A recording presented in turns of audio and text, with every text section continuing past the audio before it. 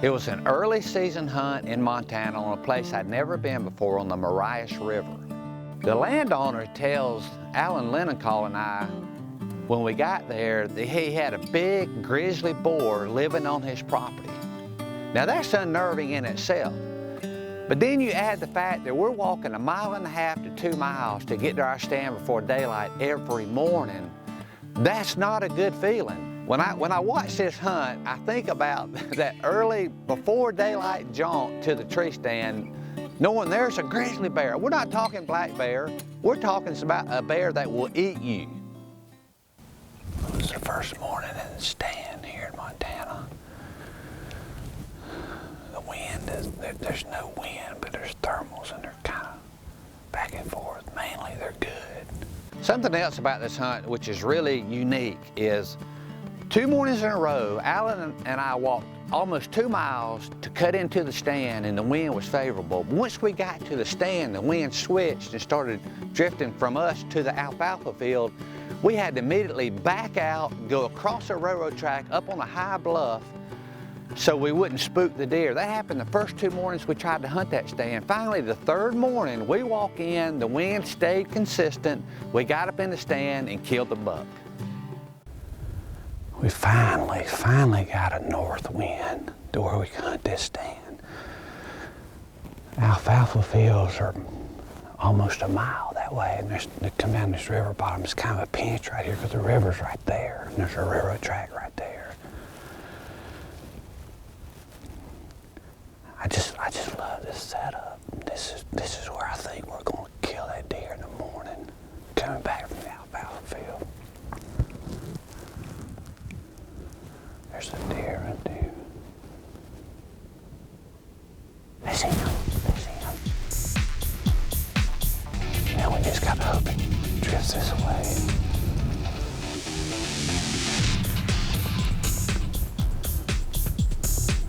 Here it comes, here it comes.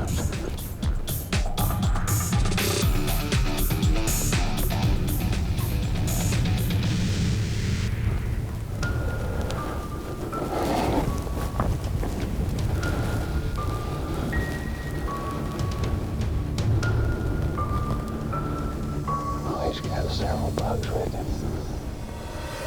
Well, as luck would have it, there were a lot of eyeballs in this group, and I just didn't feel comfortable up there moving on this deer, and before I know it, the big shooter that I had my eye on, he had slipped past the tree stand. He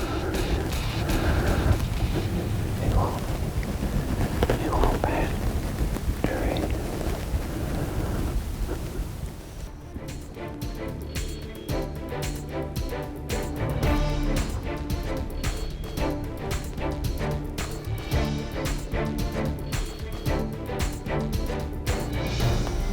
And I kept looking, you know what? I'm going to have a shot at this deer. I'm actually going to have a shot at this deer.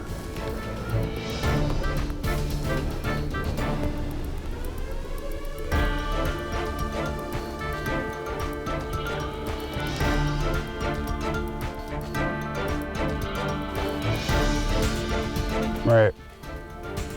Now I'm going to tell you, this deer's at 30 yards. He's facing me. And I have so much confidence in the way I'm shooting this Bear Empire. There was no doubt in my mind this was going to be a lethal shot, no question. You see? He's dead right there. Talk about an unbelievable hunt.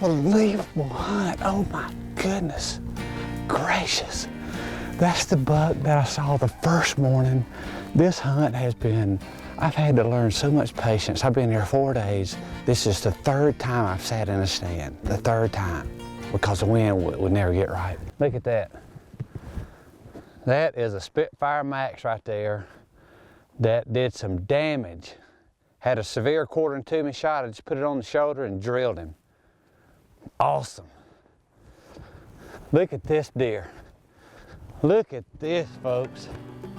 Oh my. Look at that.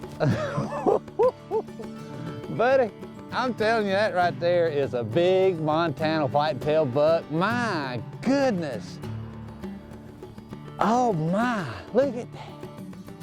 Is he not awesome? The moral of this story is no matter how good your stand location is and how fired up you are about it, if you get in there and the wind switches and it's not the way you want it to be, get out and just sacrifice the morning hunt and wait till things are right.